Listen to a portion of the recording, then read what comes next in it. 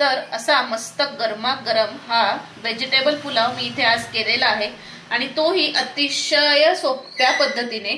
कोणताही तामझाम नाहीये, काहीच नाही, फक्त कुकरला लावायचा आहे, संपलं. तर इथे मी वेगवेगळ्या भाज्या वापरलेल्या आहेत. तर हा व्हेजिटेबल पुलाव पटकन होणारा, झटपट होणारा हा व्हेजिटेबल पुलाव कसा केला, पटकन रेसिपी सुरू करूया.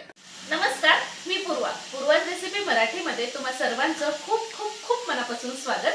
आज आपण एक भाताचा प्रकार बघणार आहोत जो की अतिशय पौष्टिक आहे. भरपूर साऱ्या भाज्या आहेत आणि म्हणजेच आपण आज करणार आहोत व्हेजिटेबल पुलाव आणि तोही पटकन होणारा, झटपट होणारा बघणार आहोत.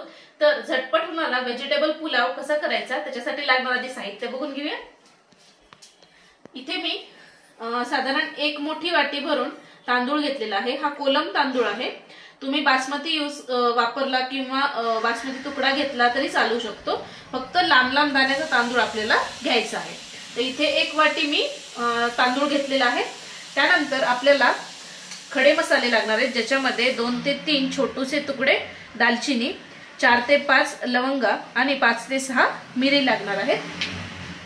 त्यानंतर इथे मी काजूचे तुकडे घेतले आहेत आणि बेदाणे घेतलेले आहेत. त्यानंतर जिरे लागणार आहे, चवीनुसार मीठ लागणार आहे, साजूक तूप लागणार आहे आणि इथे काही भाज्या घेतलेल्या आहेत मी. त्याच्यामध्ये एक मध्यम आकाराचा कांदा घेतलेला आहे, एक मध्यम आकाराचा बटाटा अशा फोडी करून घेतलेल्या आहेत, एक गाजर घेतलेला आहे, एक सिमला मिरची घेतलेली आहे. अतिशय बारीक चिरण्याची गरज नाहीये, असे मोठे मोठे कापच ठेवलेले आहेत आणि आपल्याला लागणारे हिरवी मिरची. तर सुरुवातीला इथे मी कुकर गरम व्हायला ठेवत आहे. एकदम अतिशय झटपट होणारी ही रेसिपी आहे, कोणीही करू शकेल अशी आहे. तर कुकर इथे गरम व्हायला ठेवले. त्यामध्ये सुरुवातीला 2 टेबलस्पून किंवा 2 मोठे चमचे तेल घालून घ्यायचं आहे.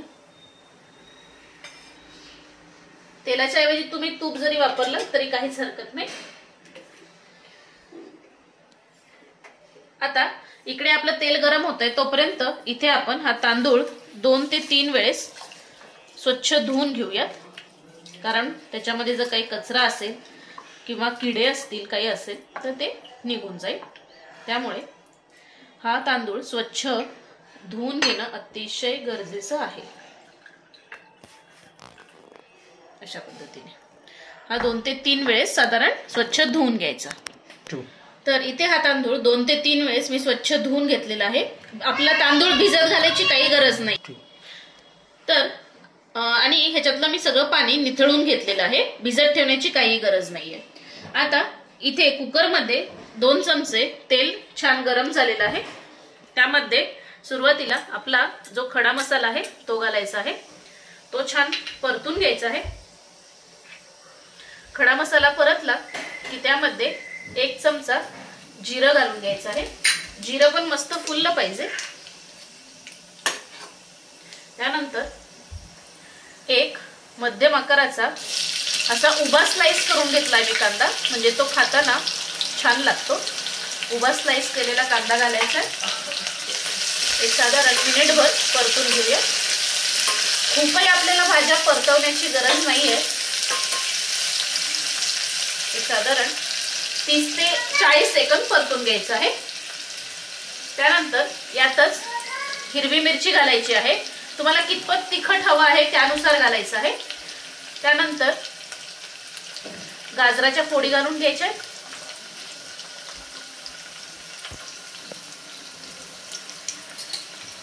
मिक्स करून घेऊया. जबरदस्त सुंदर सुवास येतो या खड्या मसाल्यांचा, क्या बात आहे. त्यानंतर मध्यम आकाराच्या बटाट्याच्या ज्या फोडी करून घेतल्या त्या घालायच्या आहेत. मिक्स करून घ्यायचे. त्यानंतर सगळ्यात शेवटी ढोबळी मिरची घालायची आहे. भाज्या खूप बारीक चिरून घेण्याची आवश्यकता नाहीये, मध्यम आकाराच्याच चिरून घ्यायच्या आहेत. एक साधारण 2 ते 3 मिनिटे आपण हे छान परतून घेऊया.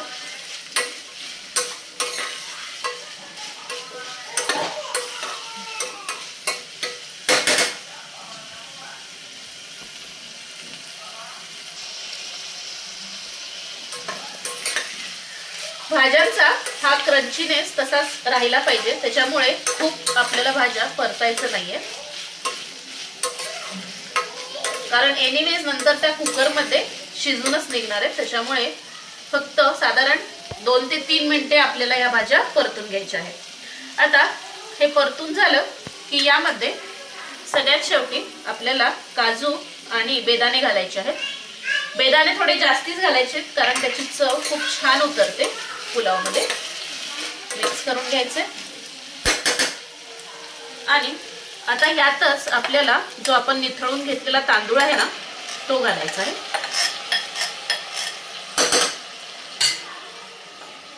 असं केल्याने त्या आपल्या तांदळाला सगळ्या खड्या मसाल्यांचा वास खूप छान लागतो.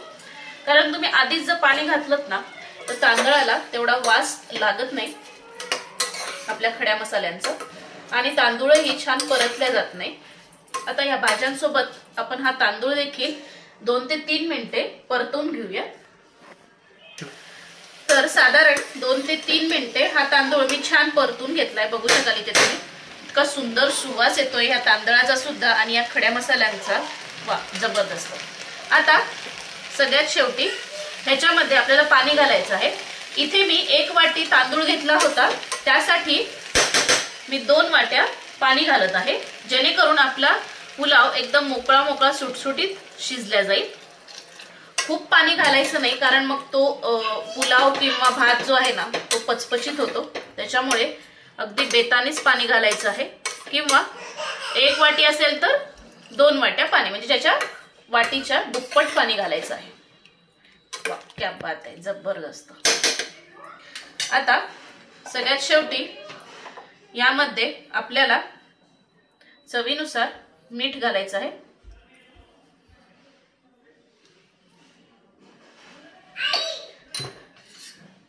ढवळून घ्यायचे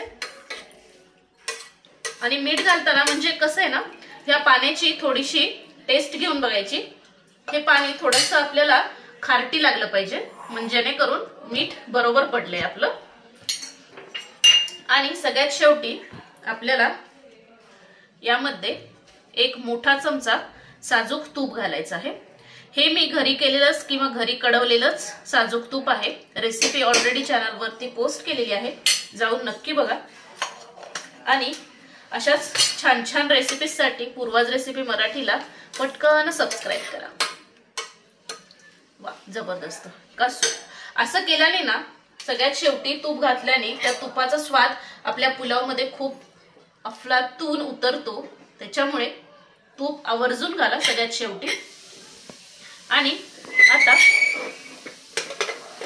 कुकरचं झाकण लावून आपल्याला मीडियम आचेवरती ह्याच्या 2 ते 3 शिट्ट्या काढून घ्यायच्या आहेत.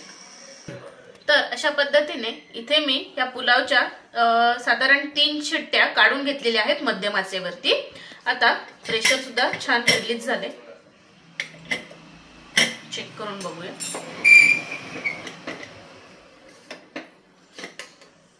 आहा, क्या बात आहे, किती सुंदर दिसतोय, बघू शकाल इथे तुम्ही. ओहो, जबरदस्त. आता हा भात आपण काढल्या ना लगेचच असा सुट्टा सुट्टा करून घ्यायचा, जेणेकरून त्याच्यामध्ये वाफ राहणार नाही. कारण वाफ जर राहिली तर तो चिकट होण्याची शक्यता असते, म्हणून लगेचच असा सुट्टा सुट्टा करून घ्यायचा फोर्कच्या साह्याने. वा, क्या बात आहे, जबरदस्त दिसतोय, किती सुंदर कलर आलेला आहे, बघू शकाल इथे तुम्ही.